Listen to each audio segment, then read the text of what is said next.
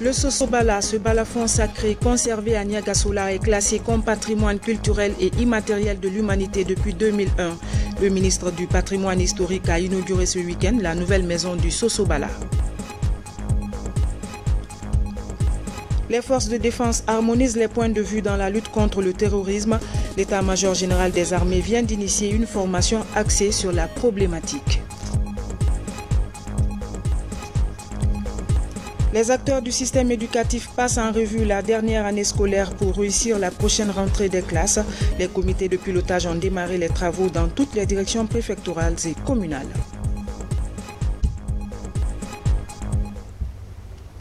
Mesdames et messieurs, bonsoir. Nous entamons cette édition par une page d'histoire, celle du Sosobala. Ce balafon sacré conservé dans le village de Niagasola dans Sigiri. D'après la tradition orale mandingue, cet instrument daterait au moins du début du XIIIe siècle et aurait été la propriété du roi du Soso, Soumaoro Kanté. En 2001, le Sosobala est classé comme patrimoine culturel immatériel de l'humanité. Ce week-end, le ministre Sanusi Bantamaso a inauguré le nouvel abri du Sosobala et a annoncé de nouvelles mesures de valorisation du patrimoine historique. Reportage Diamokabar. De Sigiri, 135 km pour rallier Niagasola, le royaume de Sosobala. Après plusieurs années au fond d'une case, le vieux balafon de Soumanguru Kanté a désormais une nouvelle maison. Sur une superficie de 330 mètres carrés, cet édifice est composé de 3 compartiments. Une salle de conférence, une bibliothèque et l'abri du balafon. Vieux de plus de 8 siècles, ce patrimoine culturel de l'UNESCO est protégé par la famille d'Okala.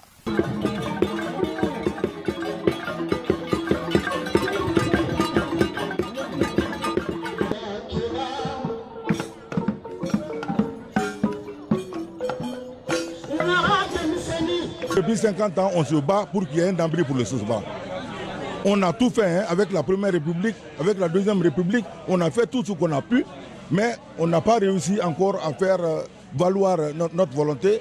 C'est grâce au professeur Alpha Condé, à la Troisième République.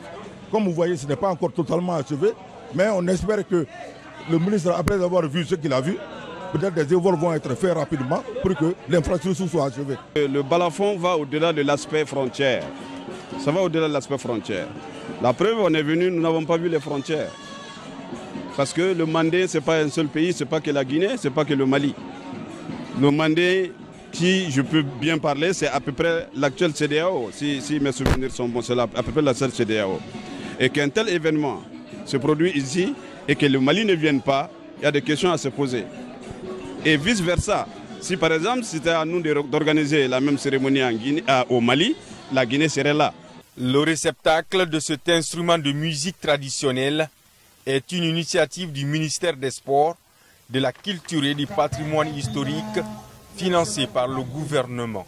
L'ambition, faire de cette cité historique un pôle d'attraction touristique et culturelle.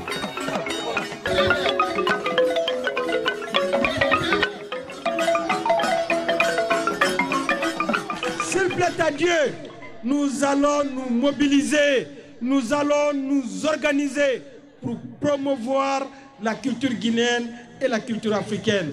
Je demande à la jeunesse de Niagasola de prendre l'exemple sur vos grands frères, sur vos papas qui sont en train de vendre l'image de Niagasola.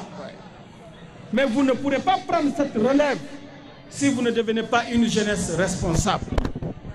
Parce que les années à venir, Niagasola sera la plaque tournante du tourisme guinéen. La construction de cet espace est le début d'un projet de promotion du patrimoine historique et culturel initié par le département de tutelle. En plus de ce réceptacle, il est prévu aussi la construction d'un complexe muséal et d'un centre d'apprentissage du balafon. Malgré l'acquisition de cet abri moderne, l'ancienne case reste jalousement conservée. Et puis, le Premier ministre, chef de gouvernement, était l'hôte de marque des populations de Kouroussa ce week-end. Dr Ibrahima Kassori Fofana était porteur de messages de paix et d'unité nationale du chef de l'État, professeur Alpha Condé. Les populations, à leur tour, ont réitéré leur engagement à soutenir les actions de développement du président de la République. Reportage Adi Kamara.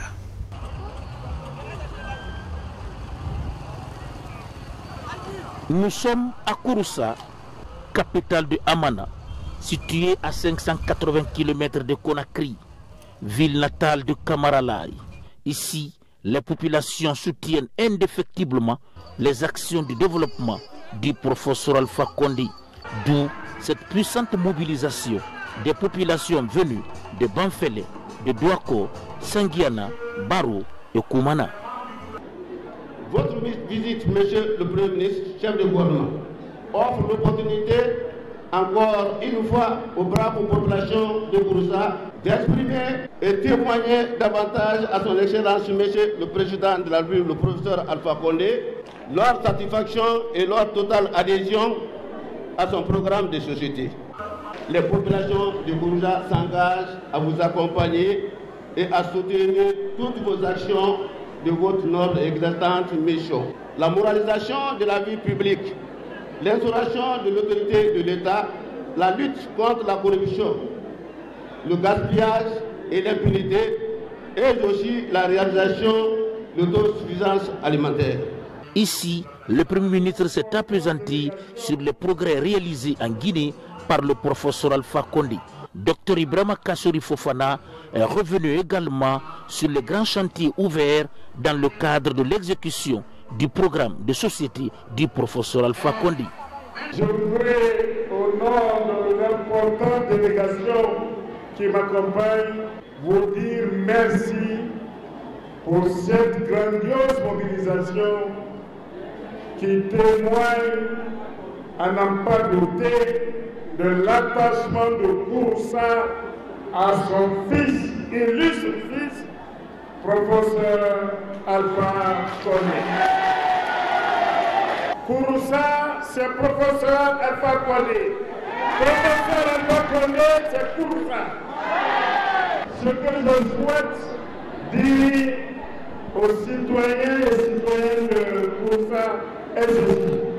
Les Guinéens savent, le monde entier sait que notre champion, le professeur Alpha Condé, a hérité d'une situation économique des plus catastrophiques. La Guinée, d'ici 2 ans, sera pays exportateur d'énergie.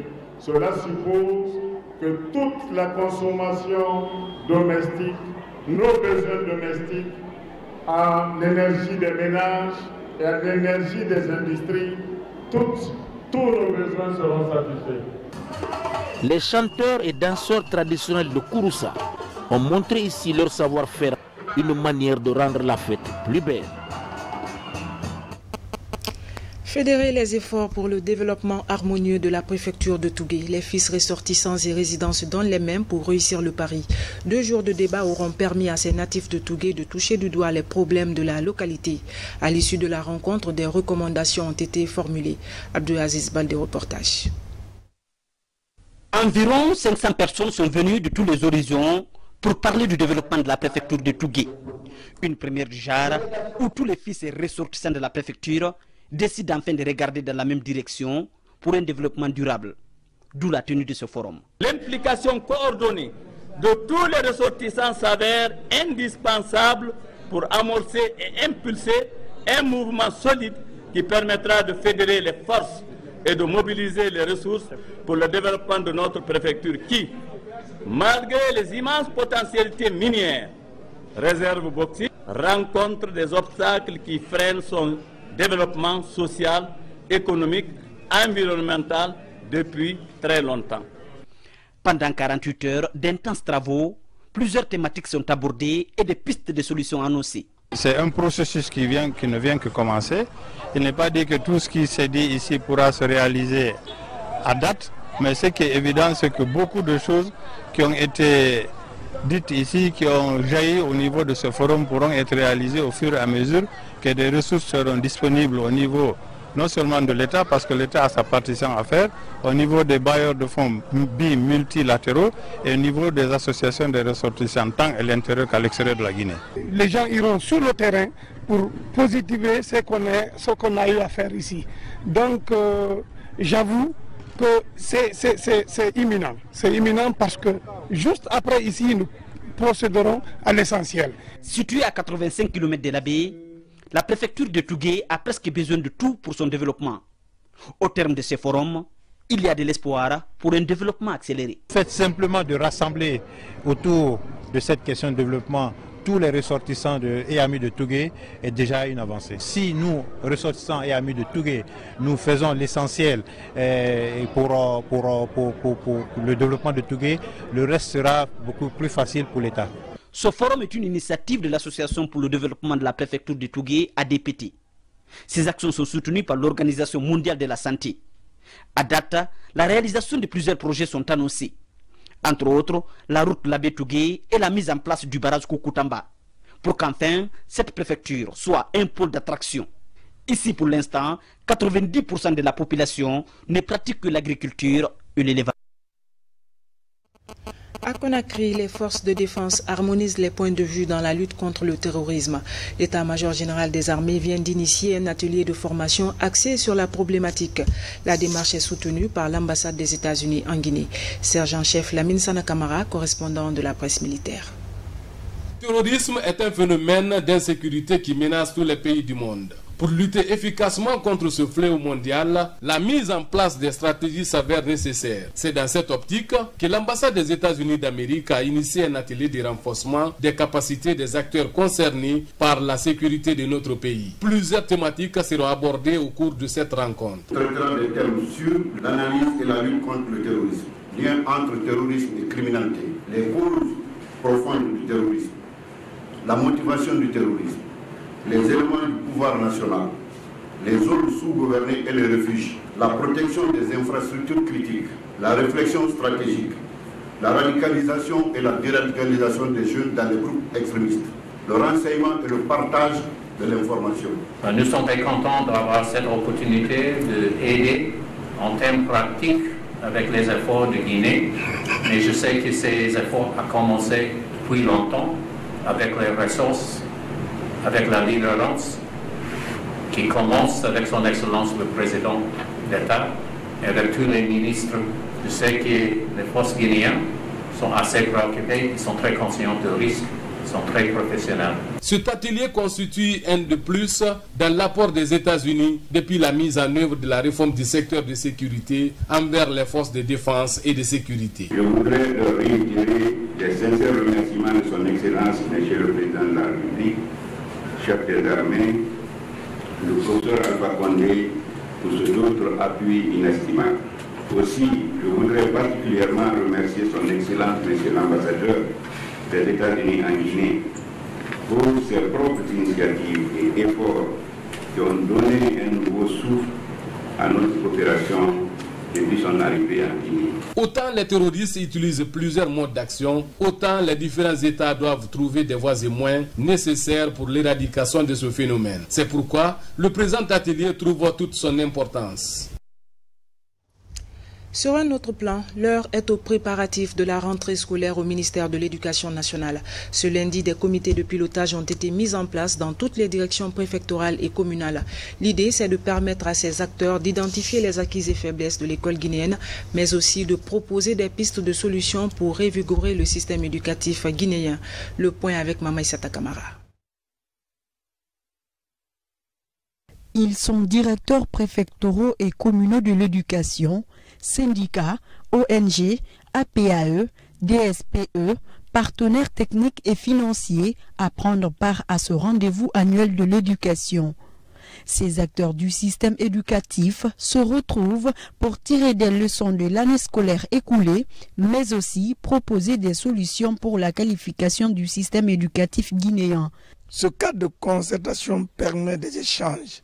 Chacun, en ce qui le concerne, développe, n'est-ce pas, à travers des éléments statistiques, des problèmes qu'il a rencontrés au niveau, n'est-ce pas, de son service. Donc ça nous permet de relever les défis, les faiblesses, et ça nous permet aussi de voir les aspects où on a eu du succès. Que chacun, en ce qui le concerne, puisse dégager des initiatives, puisse proposer des solutions pour nous sortir de l'ornière, pour nous aider à cadrer nos enfants, à préparer l'avenir de ce pays.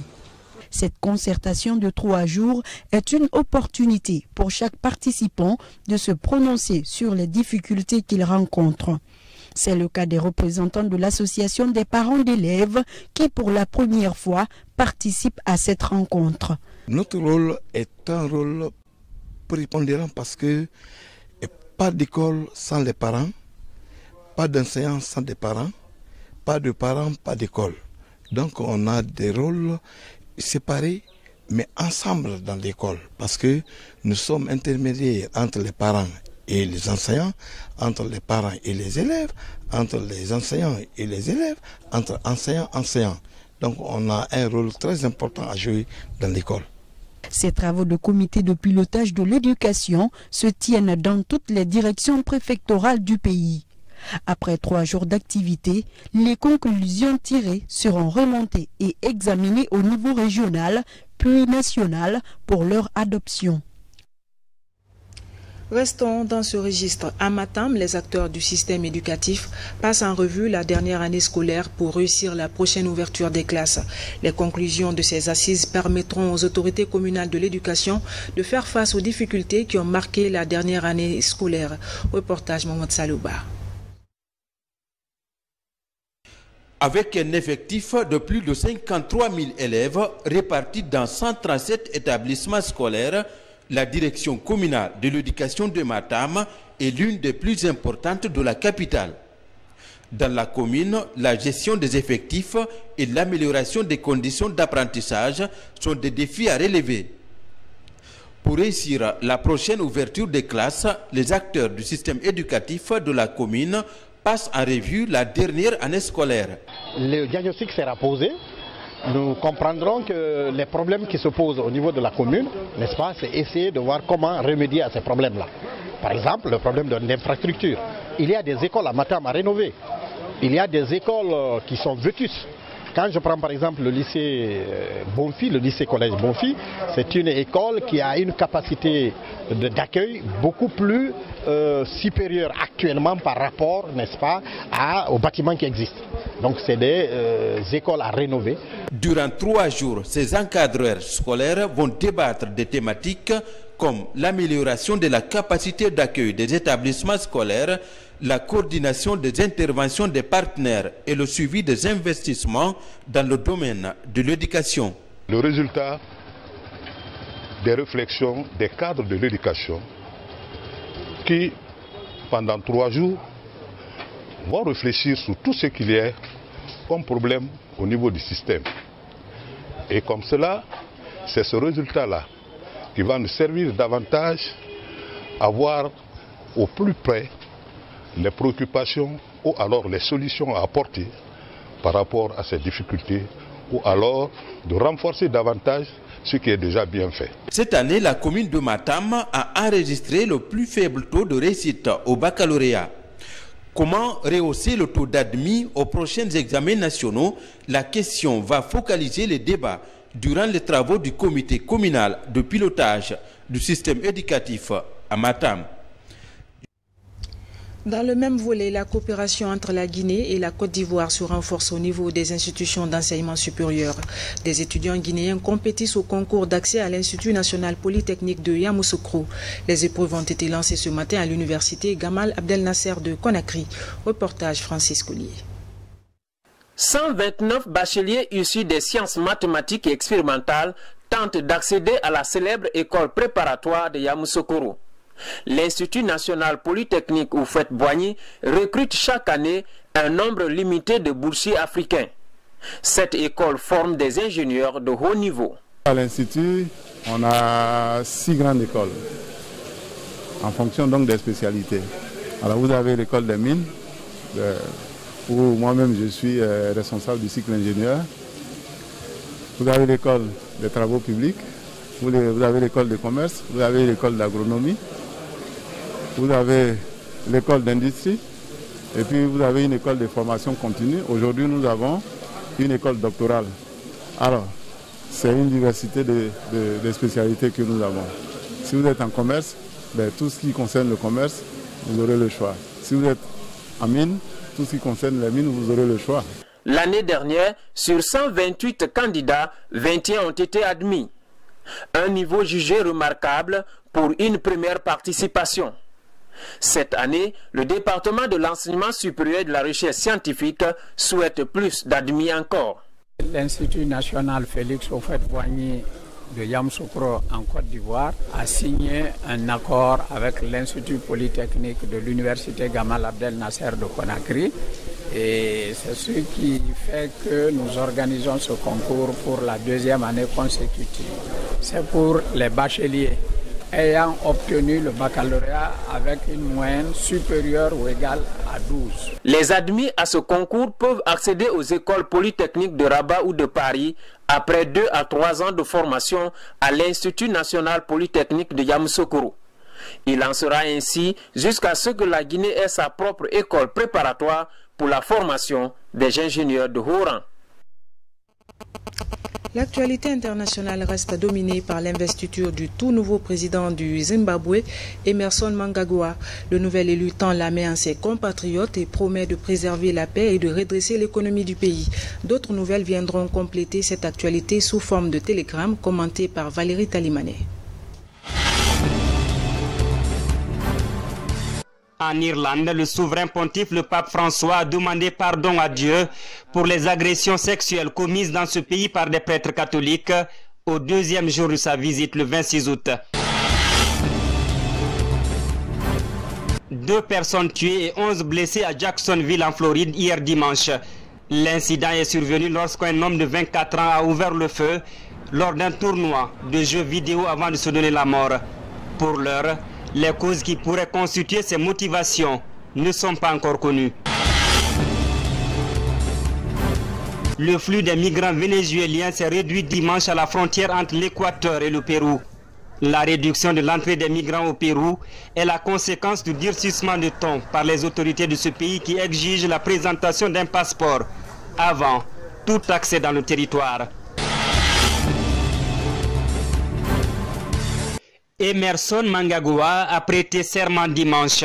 Le nouveau président du Zimbabwe a appelé ses compatriotes à tourner la page des élections, jugées frauduleuses par l'opposition, et à se mettre au travail pour redresser tous ensemble l'économie du pays en ruine. À Kampala, la capitale ougandaise, 70 chèvres participent aux courses royales à Scott. À l'occasion, les spectatrices exhibent leurs plus beaux chapeaux, comme pour les prestigieuses courses de chevaux du même nom en Angleterre. Voilà, mesdames et messieurs, c'est la fin de ce journal. Je vous remercie de votre aimable attention. Le programme continue sur notre site internet www.rtgcoloma.info. Bonsoir et à demain.